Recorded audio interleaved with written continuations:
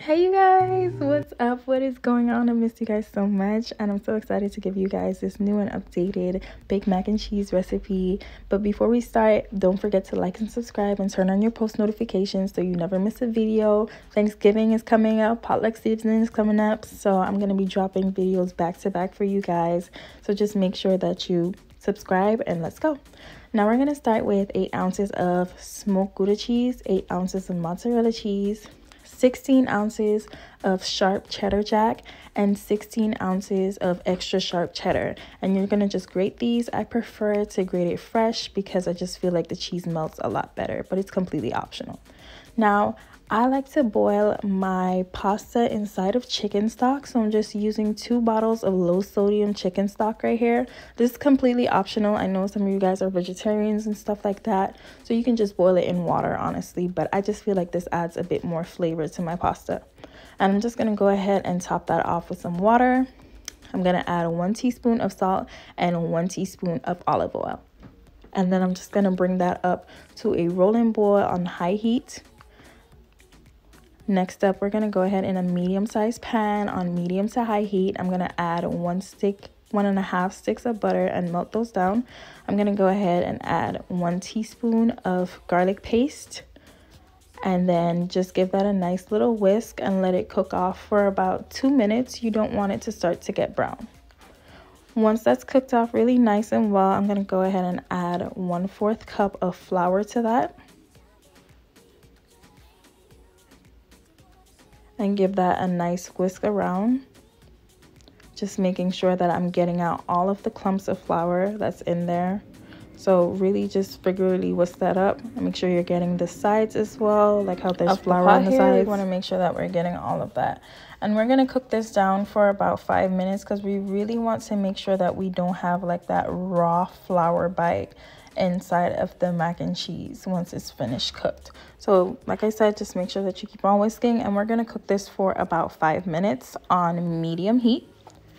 And it's going to start to bubble up like this. Now we're going to go ahead and add in 1 quart of heavy cream, and you just want to whisk that up at the same time as well. Be careful, don't try to pour too fast because then it's just going to splatter up everywhere and make a mess.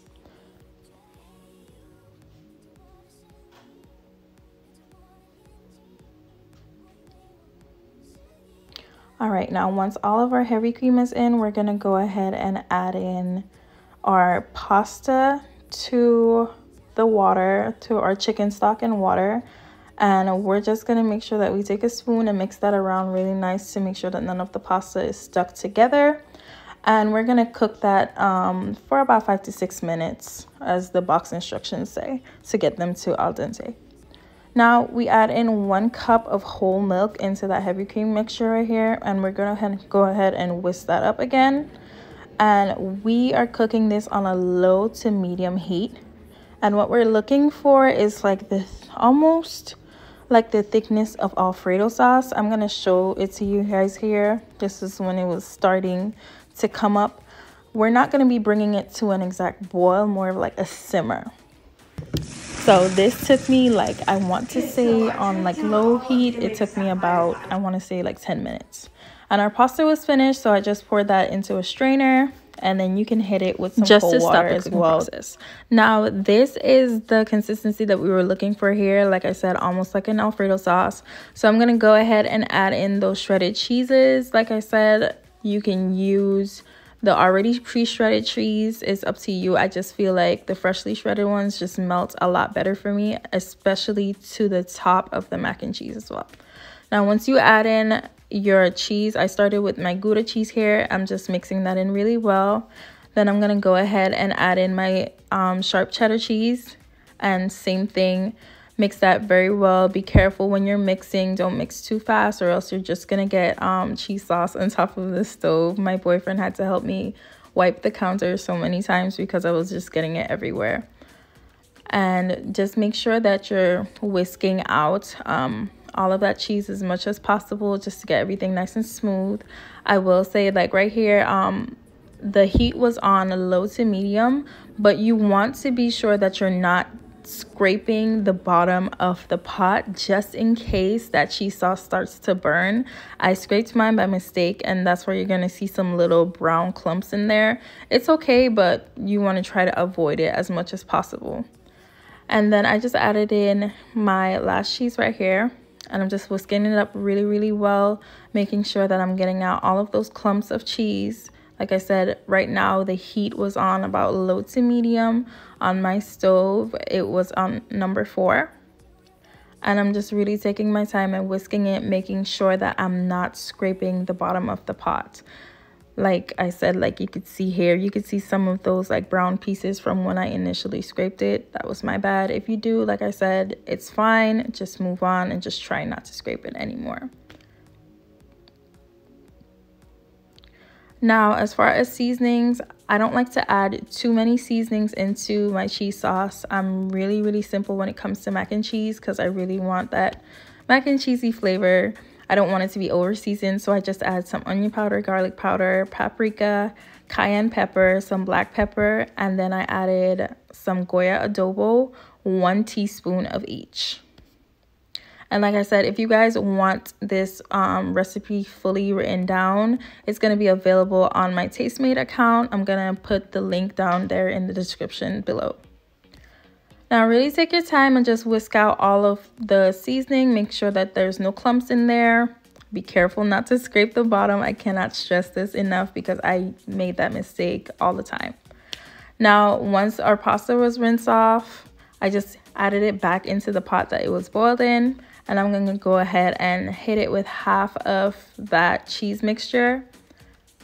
I didn't want to add the whole thing because then the pot would have been too full and everything would have just gotten everywhere. I'm just taking a spoon or whatever, wooden paddle or whatever you have next to you really, and just take your time and just mix everything up, making sure that you're coating all of that pasta really, really nicely. I just fold it all around, mix it all around, just making sure that I'm getting everything down to the bottom and bringing it back up as well. Right now, I do not have, I know you guys are seeing the smoke and everything, but it's literally just from the hot pasta and the hot cheese sauce. I don't have any heat underneath this pot whatsoever. And once I had most of that really mixed in very well, I went ahead and added the rest of that cheese sauce in there as well and just mixed really well. Now, you can stop here, but I like my mac and cheese to be extra creamy and extra cheesy. So I went ahead and I added in 1 handful of mozzarella cheese and 1 handful of extra sharp cheddar cheese as well. And for me, this just really brings out like that really good cheesiness and like that cheese pull. The cheese pull is like extra good when I do this right here. So like I said, just grabbing a handful of each one and just adding that in really, really quick. And then I'm just going to take my spoon again and just mix that up really nicely, fold it up. And once everything is nicely mixed and incorporated, I'm just going to go ahead and just leave the pot right here and get my pan ready at this point. I know for Thanksgiving, we mostly use foil pans. So grab your foil pan, clean it out. Make sure you soap it down because they are really dusty in the store, and just lightly spray it with some cooking spray. I use Pam, so I just lightly sprayed that really nicely. And now I'm gonna grab my mac and cheese from off the stove and just pour that in really nice and evenly into my pan here. You don't want to overfill the pan. I want to say like about 75% full. Just leave some room, because once the cheese sauce starts to get hot, it's gonna start to bubble. So my advice is, if you're using one of these like glass pans right here that I'm using, or your pan is a bit short, I would recommend adding a sheet tray underneath your pan just to catch any of that cheese sauce or any like grease or anything of that sort that starts to bubble over, because that's just gonna make a mess inside of your oven and it's gonna make more time for you. So now right here, what I'm doing is just evenly patting everything down, filling out any gaps that I had with the pasta. I'm gonna go ahead and add on my cheese on top. I saved 1 cup of cheese, of the mozzarella, and of the sharp cheddar cheese to top it off with. And there's no exact way to do this. I just put on the mozzarella first, then I add the cheddar, and I just hit it everywhere that, you know, has like a gap. For the visuals, if you see that there's an area that has like a whole bunch of cheddar, you can always just add in a little bit of mozzarella there. And once it melts, it just makes it very, like, you know, eye appealing. You know that we eat with our eyes. So that's what I'm going to be doing right here. Just making sure that I add in like some little gaps right here. And then I'm going to take my hands and I'm just going to pat in that cheese because it was getting off to the side here. So I'm just tucking everything in really, really nicely and just pressing it down a little bit to take out like any, like, if I missed any like gaps or there's any air bubbles in between, just making sure that I'm getting all of that. Now I'm going to take some smoked paprika. You can use regular paprika as well if you have. And just topping that off, and this is just gonna help bring out some nice color in that mac and cheese once it starts to get toasted. And this is a pro tip right here for you guys. So whenever I'm doing mac and cheese, I just take my foil and I spray it with some Pam spray, and this just helps prevent the cheese from sticking to the foil so that you don't have to add more cheese on top again.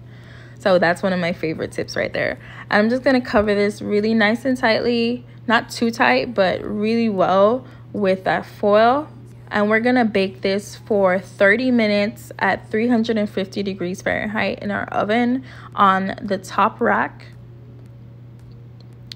And we just slide that in and close the oven. Like I said, after 30 minutes, we're gonna open up that oven and be very, very careful here because everything is really hot. We're gonna take off that foil very, very carefully. Like I said, the Pam hack worked. And we're just gonna bake this for another 10 minutes on 350.